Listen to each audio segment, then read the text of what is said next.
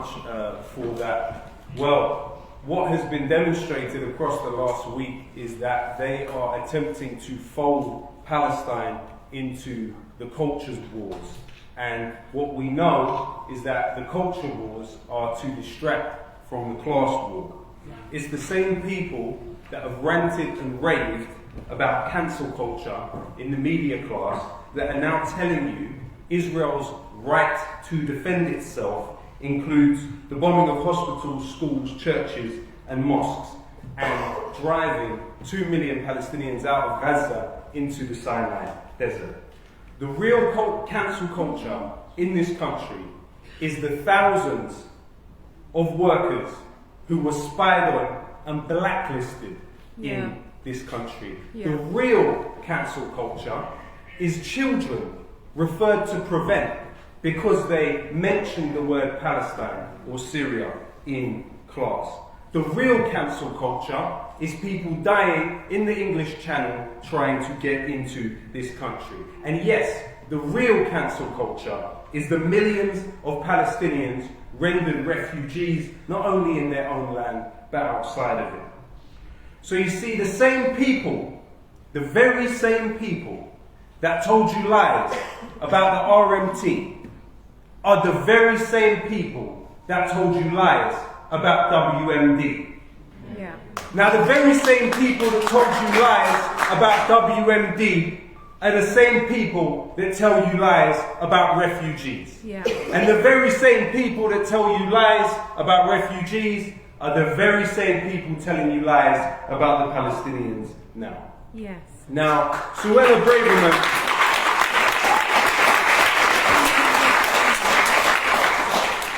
Suella Braverman, in the last year, gave an interview where she said the following sentence: "I have several close family members serving in the IDF." Now let me ask you a question. When faced with the situation that we're talking about, where every single manner of war crime has been committed upon the Palestinian people in the last month, and constantly, it has been a constant status quo of cruelty on an industrial scale against the Palestinians, how can we say that Suella Braverman does not have a conflict of interest when pontificating about marches in solidarity with the people that she has said she has family members currently killing? But what about Rishi Sunak? Well, Rishi Sunak has a family business that his father-in-law founded, that his wife still has £500 million worth of shares in, by the name of Infosys. It works on collecting biometric data, it works on surveillance of people. Yeah. Infosys signed a memorandum of understanding with Israel in 2012 to deepen cooperation between it as a company and between Israel as a political entity. What you saw after that were many Israeli subsidiaries of Infosys pop up, and today you have 200 employees of Infosys in the political unit of Israel. But what else did you have until fairly recently? One of the directors of Infosys was a gentleman by the name of Yuri Levine. Now this was a former member of Unit 8200. This is Israel's signals intelligence unit in the military intelligence. This organization has been found by 42 whistleblowers from within it to spy and surveil Palestinians and use that information to blackmail them. To me, these things look like conflicts of interest. And when we think about the 10,000 plus that have died being killed under Israeli bombs in Gaza, what we also have to remember is that during this month, how many more have died from dehydration? When hospitals stop functioning, what happens to babies in incubators? When hospitals stop functioning, what happens to people who need dialysis? When hospitals stop functioning, what do you think happens to pregnant women? Those of us, those of this society who have harangued many of us from the Middle East on the issue of women's rights have had nothing to say, not a word to say about the thousands of women.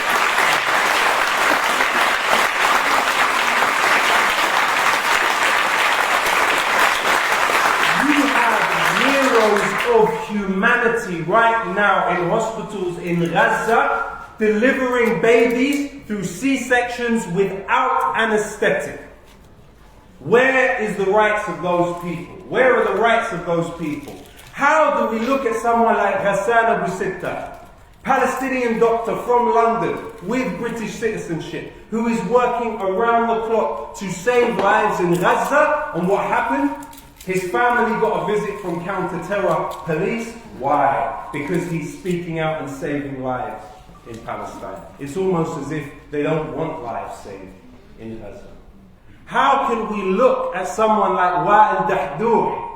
This is the peak of humanity. A human being whose entire family were killed in an Israeli airstrike, and yet he still puts his helmet on, puts his jacket on, and goes back to work to try and document what this fascism is doing to his people. And let me tell you something. Israel has the population registry for Gaza. Every single journalist that enters Gaza has to give the information about where their family live to the Israeli authorities. 39 journalists. There are journalists saying today, I wish I never gave that information to the Israeli authorities because they killed my family and they most likely targeted them. We are now in a period of time where the international community, the concept of what the international community is being redefined. Don't get it wrong. Israel has maximalist, fantastical aims. If you read the writings of Zionist thinkers throughout the last 100 years, this is not about self-defense, and this is not about any of the Palestinian political groups. This is about the expansion of Israel. This is about an attempt to push the Palestinians into the Sinai in a greater population displacement than the Nakba was. What will we say to our grandchildren if they ask us what we did at this time? What did we do to stop this? And you know, they tell us that the US, Britain, the EU, Japan, that's the international community, that's what they say to us. They don't believe in a ceasefire.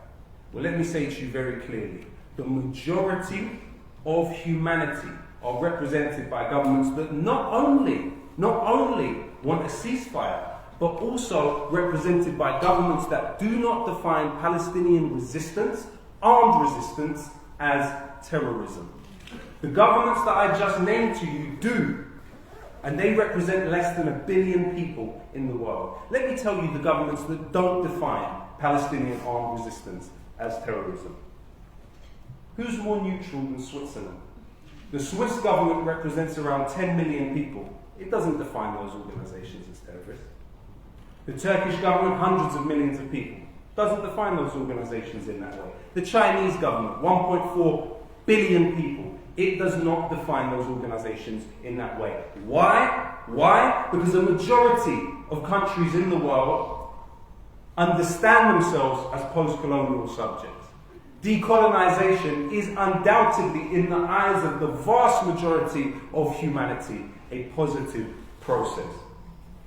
But not to those who believe that Palestinians have to be subjugated indefinitely by Israel.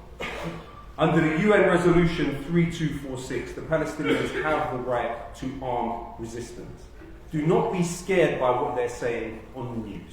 Merely stating those facts does not take you outside the realms of legality in this country. And feel free to assert that wherever you want. Not Suella Braverman, not Piers Morgan, not Rishi Sunak. None of them can take those words out of my mouth. And they shouldn't be able to take them out of yours either. And let me tell you something.